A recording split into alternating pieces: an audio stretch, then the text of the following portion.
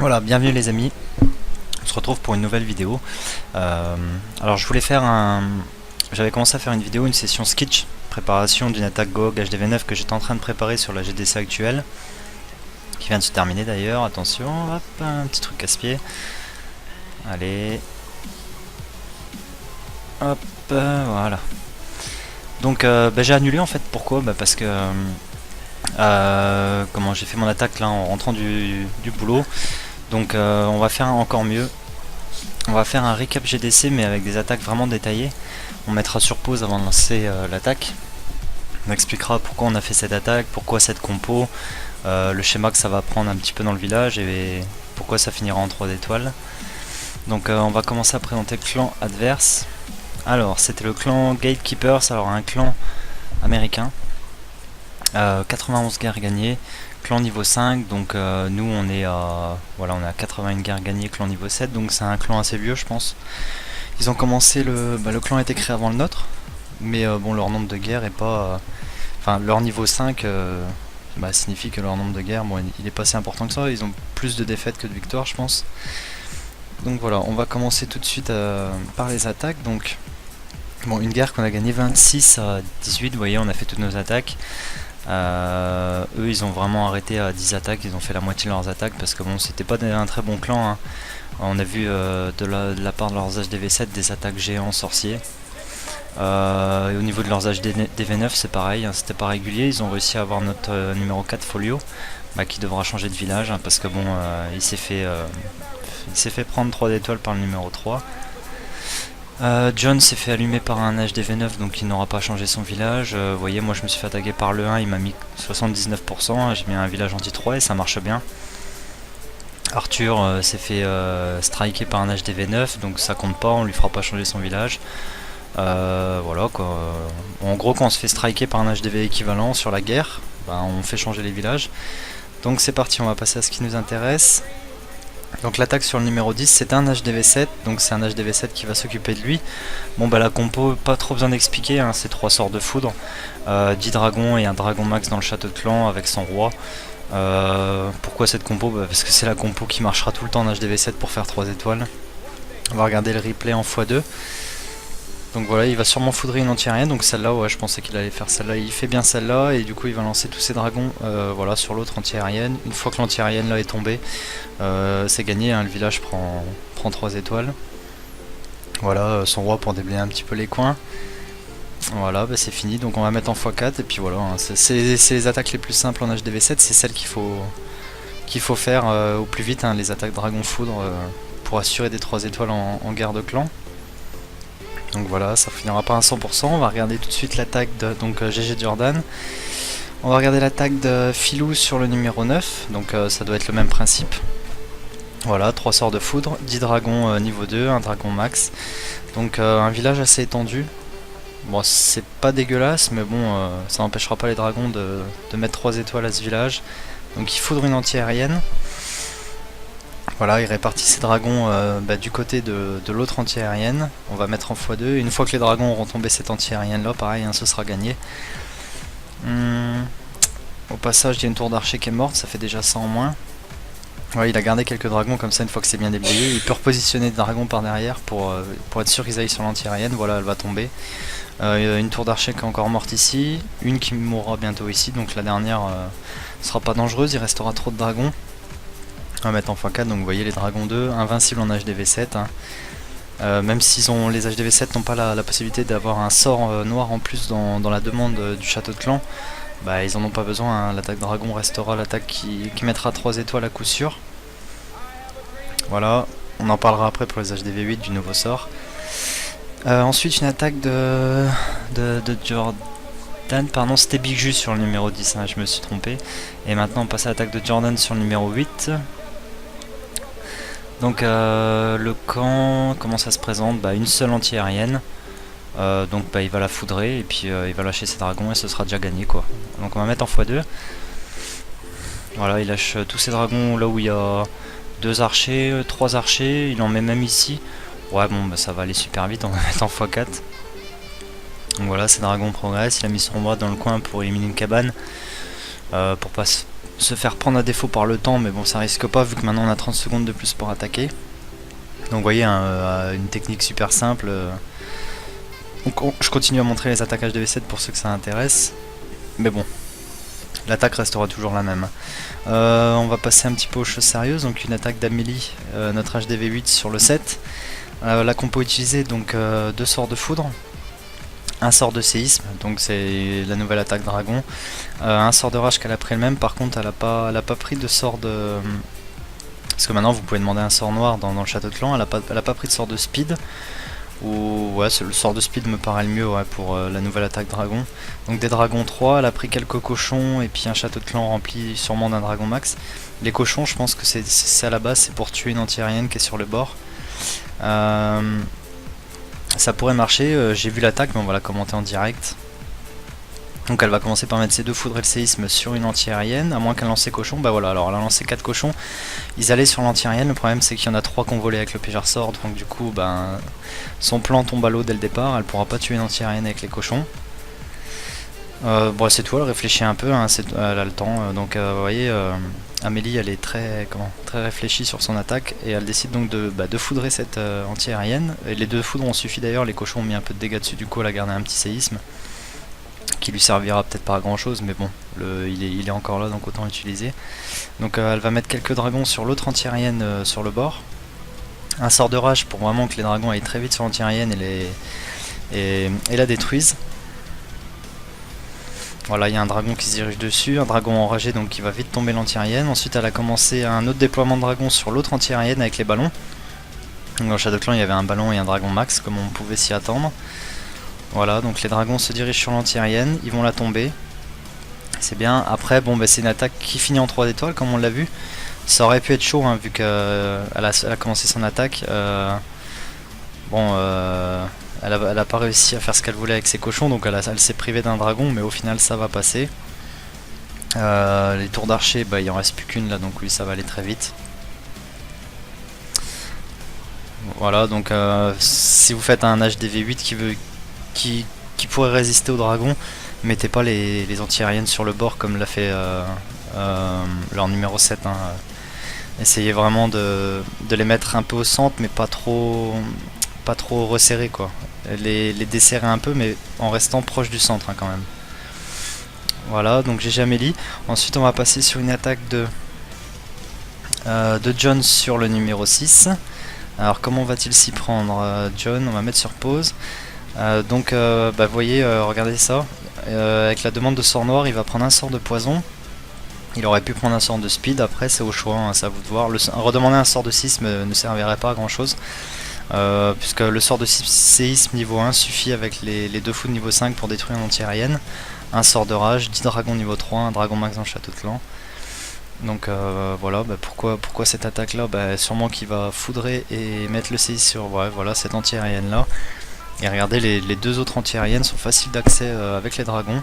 Le souffleur en plus n'est pas du tout gênant, donc oui, une attaque dragon là-dessus, il n'y a pas de souci, c'est très bien réfléchi. On va la mettre en x2 quand même.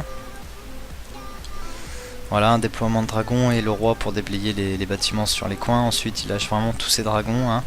Il va y avoir un gros sort de rage voilà, bien posé, et puis ça va progresser très vite sur les 2 anti-aériennes. Voilà, elles sont mortes maintenant. Le souffleur va mourir aussi, bon il n'aurait pas été gênant. Et puis bon voilà, hein, après il reste plus que des tours d'archer pour gêner un peu. Il y en a 2 à l'arrière du village. Ça n'arrêtera pas tous les dragons qui ont été lancés, donc ça finira en 3 étoiles. Donc très bien pensé de la part de John, un village qui était assez simple, donc voilà, encore une fois il nous offre des villages assez simples à prendre en 3 étoiles, c'est cool de tomber sur des clans comme ça, pardon. Donc voilà, un 100% réalisé facilement. On va passer ensuite à une attaque de Folio sur le numéro 5, donc leur numéro 5 était un HDV9 Préma. Donc vous voyez, il a encore un village HDV8 hein, quand on regarde bien. Alors pourquoi cette attaque Folio en fait il s'agit d'un molosse, un molosse ballon. Le nombre de molosses qu'il prend, vous regarderez bien, il en a pris 3. Il y en a un qui est maxé dans le château de clan. Alors pourquoi 3? Si vous avez l'habitude de regarder des vidéos, vous allez vous dire, mon habitude, on prend un molosse de plus que le nombre d'anti-aériennes présents sur le village. Donc 3 anti-aériennes, il devrait prendre 4 molosses. Mais en fait non, parce que les anti-aériennes sont niveau 6, elles ne sont pas niveau 7, elles ne sont pas au niveau de l'HDV9, donc 3 molosses peuvent largement suffire à tanker les 3 anti-aériennes. En plus elles sont un peu centrées, un peu resserrées entre elles, du coup les ballons vont vite progresser sur les anti-aériennes. Donc je pense que 3 c'était le bon nombre de molosses de lave à prendre. 25 ballons, ensuite on a quelques sorciers, archers pour le clean, sorciers sûrement pour le château de clan. Ensuite pour les sorts modérés, il y en a qui préfèrent mettre des sorts de rage, des sorts de speed. Il y en a qui préfèrent prendre un peu des sorts de soins pour soigner les ballons aussi. Les ballons se soignent très très vite et peuvent remonter full life rapidement. Et un sort de poison, pareil pour le château de clan. Donc c'est un peu au choix hein, avec tous les sorts qu'on peut avoir maintenant. Et on peut gérer pas mal de sorts, on peut prendre des speeds, des poisons, on peut se faire des soins, des rages, donc sur cette attaque c'est un peu comme vous voulez, c'est un peu comme vous le sentez. Moi les soins j'aime bien sur cette attaque là. Donc c'est parti, on va regarder cette attaque. Donc il va sûrement lancer ses 3 molosses sur les deux anti-aériens, mais avant il va sûrement sortir le château de clan vu qu'il veut détruire le château de clan. La reine il va pas s'en occuper.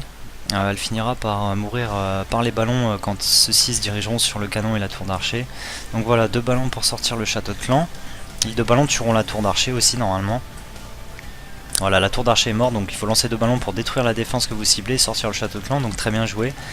Jusque là l'attaque est parfaite. Ensuite un petit archer pour attirer le dragon et le sorcier qui étaient dans le château de clan. Ok, 2 petits archers. Un sort de poison posé là-dessus, donc ouais, très très bien. Il va sûrement poser soit la reine directement ou il va tanker avec le roi, puis poser la reine et puis un petit sorcier ou 2 pour aider à clean ça rapidement. Donc voilà, le roi pour tanker, la reine pour détruire le château de clan rapidement et un petit sorcier derrière pour accélérer tout ça, donc bien joué. 2 sorciers même, bon. Ensuite il fait son déploiement de ballons en ligne du côté des 2 anti-aériennes. Il envoie ses molosses, donc les molosses il aurait dû les envoyer un petit peu avant quand même. Regardez, ces ballons commencent à prendre pas mal de dégâts au niveau des anti-aériennes, c'est dommage, il perd des ballons. Donc 2 molosses sur l'anti-aérienne de droite et le molosse max sur l'anti-aérienne de gauche, bien joué, ça équilibre un peu. Voilà, 2 sorts de rage posés rapidement sur les ballons pour qu'ils progressent sur les anti-aériennes. Il y en a une qui vient de tomber, la deuxième va tomber, un sort de speed et un sort de soin, donc bien joué pour relier sur la 3ème anti-aérienne. Tous ces ballons récupèrent de la vie. Donc voilà, il lui reste un sort de soin qui mettra sur ces ballons quand ceux-ci prendront des dégâts par exemple. Face à la tour de sorcier qui est là par exemple, je pense qu'il pourrait soigner ses ballons dans pas longtemps, à moins qu'il temporise son sort de soin et qu'il le garde. Ouais, il va le garder je pense, parce que bon, la tour de sorcier ne fait pas trop de dégâts sur tous ses ballons. En plus il avait encore quelques ballons en réserve. On va mettre en x2 parce que ça reste du clean là pour l'instant. Il y a un molosse qui est toujours en vie, donc ça c'est un petit peu embêtant. Il faudrait qu'il explose, je sais pas s'il explosera, s'il explose ce serait l'idéal, ça va faire des pops en plus. Il y a des chances qu'il explose, allez, et ben voilà, il a explosé vraiment à la fin, donc ça lui fait des pops. Et tant mieux, pour le clean ça va vachement aider. Voilà, il a sa reine qui est encore en vie, il a pas mal de pops, il y a pas mal de ballons. Il y a 30 secondes en plus pour attaquer maintenant, donc cette attaque qui à la base est lente devient très rentable sur des HDV9 vraiment pas maxés. Donc une belle attaque de folio, bien réfléchie, hein, cette petite compo. Ensuite on va passer sur une attaque de moi, ouais, c'est de moi sur l'heure numéro 4, donc on va mettre sur pause, on va étudier un petit peu, vu que je voulais faire des sessions skits et que je les fais pas, on va étudier en détail avec vous pour que vous compreniez bien pourquoi j'ai fait cette compo. J'ai pris 2 golems, donc un chatrud, un golem max dans le château de clan. Vous vous en doutez bien, je vais attaquer côté reine. Le château de clan était un petit peu loin pour moi, j'avais peur de... Il y avait des remparts ici, j'avais peur de ne pas avoir assez de sorciers, et puis ma reine toujours un peu faible pour progresser dans le village et tuer le château de clan sans le sortir. Donc je vais le sortir. C'est une seconde attaque, il y a eu une première attaque effectuée sur ce village. Je savais qu'il y avait une bombe géante entre le canon là et l'anti-aérienne. J'ai voulu la déclencher avec un cochon, et ce cochon m'aurait aussi permis de sortir le château de clan. Mais ce que j'ai fait, bon, c'est tout, le cochon n'a pas réussi à aller dans le trou, donc il n'a pas déclenché la bombe, c'était pas grave, le château de clan était sorti. Donc je vais envoyer 2 golems côté reine pour aller détruire la reine. Le château de clan va s'avancer sur mes golems, je vais poser des sorciers, je vais poser ma reine. Je vais poser mon roi assez tôt aussi pour pas qu'il parte en shopping sur les côtés, pour qu'il se dirige vers l'anti-aérienne et la tour d'archer. Un sort de saut pour faire progresser tout ça au niveau du mortier, de la tour de sorcier, du souffleur. Et je savais aussi qu'il y avait les deux Tesla qui étaient à côté de la tour de sorcier, donc je voulais que mes troupes progressent rapidement à cet endroit là du village pour éliminer tout le regroupement de défense qui était là. Un sort de speed pour accélérer un petit peu le commando. J'ai eu un deuxième sort de speed parce que j'ai mal calculé. En fait, je suis rentré du boulot, j'ai attaqué et j'avais pas vu qu'en fait j'avais préparé un sort de speed pour un membre du clan et j'ai oublié de refaire un sort de poison pour le château de clan. Bon, c'est tout, c'est pas grave, c'est passé.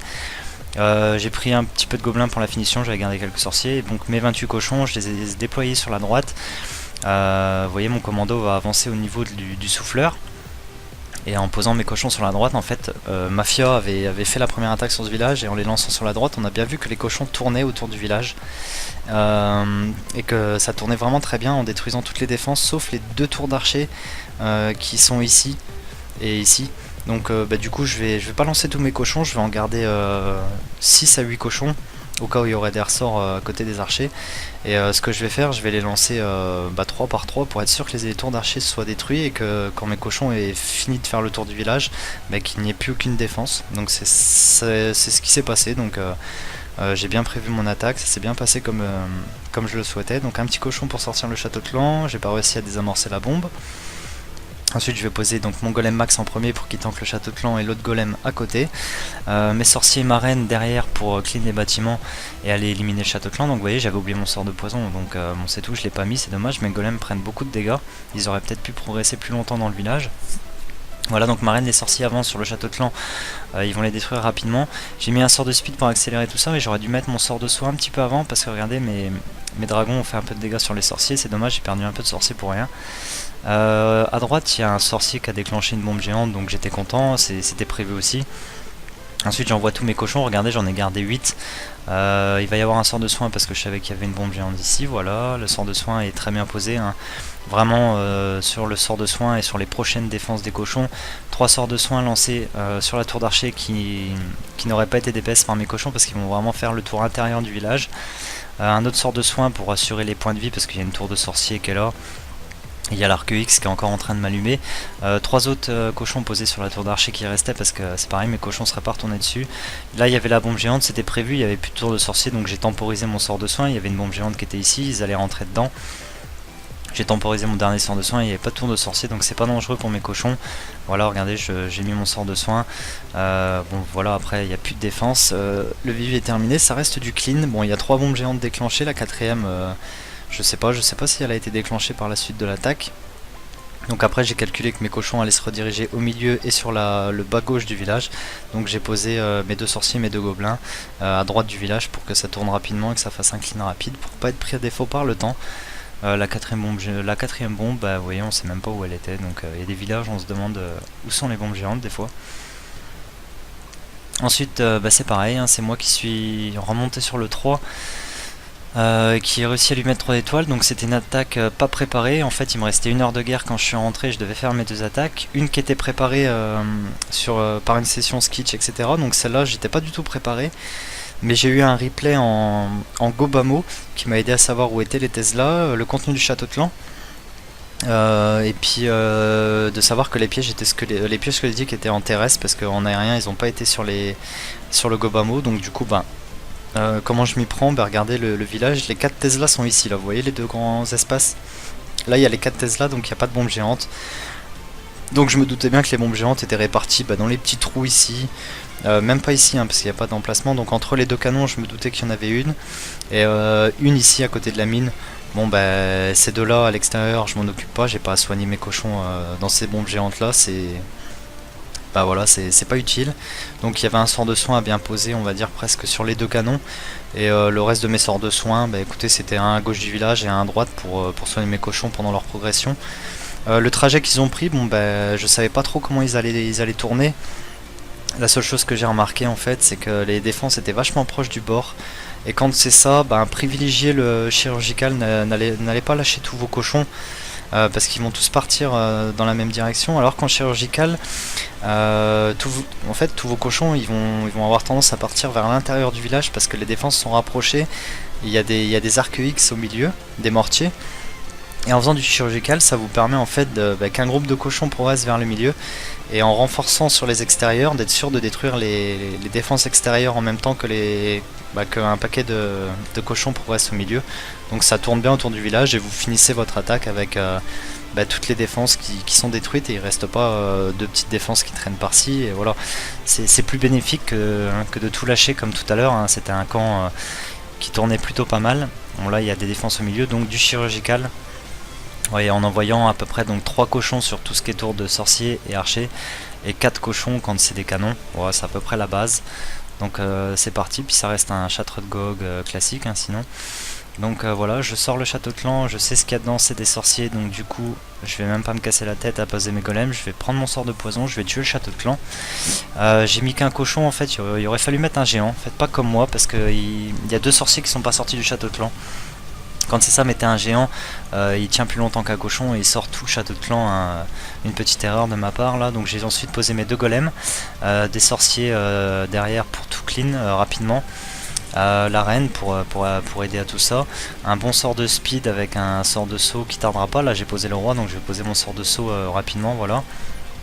Le roi va les tuer, la reine, les sorciers, la reine, tout ça vont aider les golems à tuer les premières défenses. Et je vais pas trop attendre longtemps, vous voyez, je vais enclencher la capacité de mon roi pour aider à tuer la reine, et puis je vais y aller tout de suite. Là je vais pas attendre.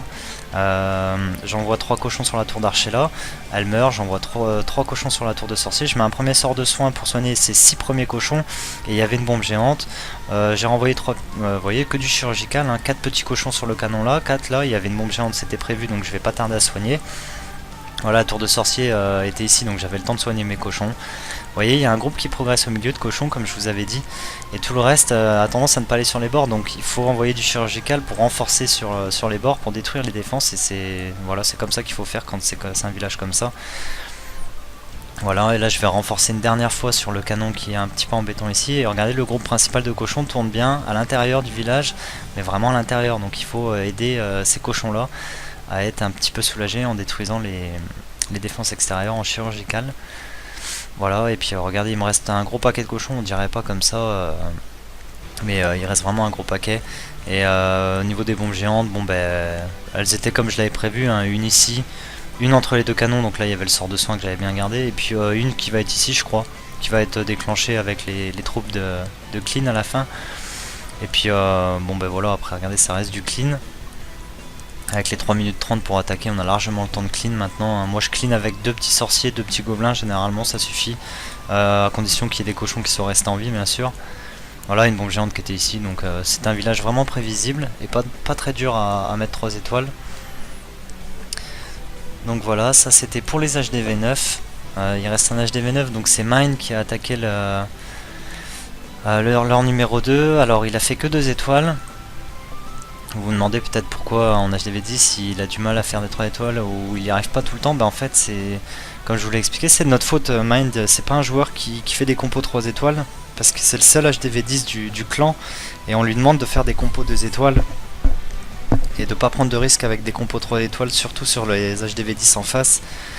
Et une fois qu'on sera nous HDV10, s'il a la chance d'y être encore, c'est tout. Là on pourra commencer à faire des attaques 3 étoiles avec lui, à lui apprendre les bases des attaques 3 étoiles HDV10. Donc un très gros go wipe, hein, des sorciers, des PK, 3 golems, ses héros. Il prend 2 sorts de rage, un soin, 2 sauts. Voilà, un très gros go wipe sur des villages comme ça. On va le regarder juste pour montrer comment Mine s'y prend avec ses go wipes sur les HDV9. Bon, souvent ça fait 3 étoiles, des fois ça foire un peu, donc bon, c'est tout. On se contente de ça, et puis c'est à nous HDV9 d'aller assurer derrière. Son go wipe, s'il fait pas trop d'étoiles, il nous montre vraiment tout ce qu'il y a à nous montrer en HDV9 avec des go-hog et des go-bamo, la position des Tesla, les pièges squelettiques, les bombes, tout ça, le contenu du château de clan. Donc il va nous libérer tout ça, et puis c'est à nous derrière d'assurer la 3ème étoile s'il foire par exemple, mais bon. Vous voyez, hein, son go wipe va vraiment nous dévoiler tout ce qu'il faut sur ce village. On va accélérer un petit peu, donc c'est des sorts de saut, des sorts de speed, des sorts de rage, une progression rapide vers le milieu. Voilà, l'HDV qui tombe, les 50% vont se faire facilement parce que bon, c'est un HDV10, donc les 2 étoiles sont assurées, c'est sûr. Des troupes de clean à la fin pour augmenter le pourcentage de dégâts et puis essayer d'aller aux 3 étoiles. Bon, malheureusement on n'y arrivera pas.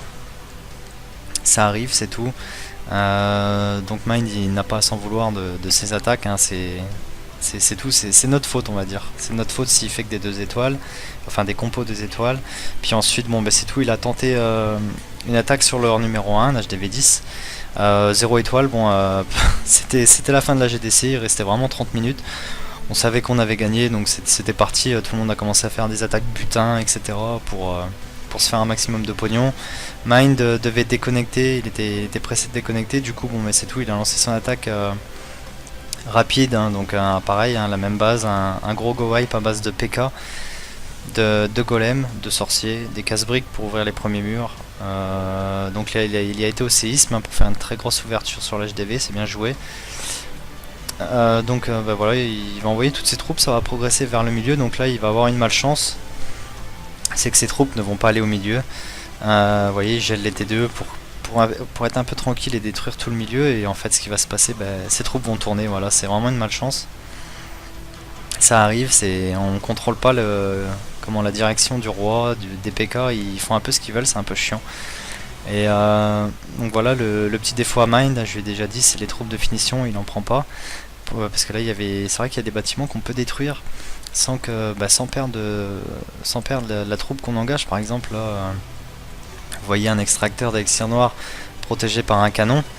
Si vous mettez un petit serviteur dessus, le canon, vu qu'il tape les cibles au sol, il fera pas de dégâts sur le serviteur. Donc là, vous grattez des pourcentages. Là, c'est pareil, il y avait moyen de gratter avec un serviteur.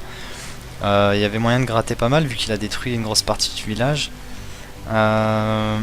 Là oui c'est pareil, un canon qui protège les défenses là. Bon, il y a une tour d'archer là, donc il a peut-être moyen de... non, peut-être pas moyen de gratter. Bon, là en tout cas il y avait moyen de gratter pas mal, hein, donc on peut arriver aux 50%. Oui voilà, ici pareil, hein, tout ça c'était protégé par des canons, donc des serviteurs. 5 petits serviteurs auraient bien aidé à faire du clean et arriver aux 50% je pense. Donc bah voilà, donc une guerre qu'on a gagnée, bon, encore une fois facilement. J'espère que cette vidéo vous a plu, n'hésitez pas à commenter, liker, partager et puis surtout à vous abonner si la chaîne vous intéresse. Et moi je vous dis à bientôt.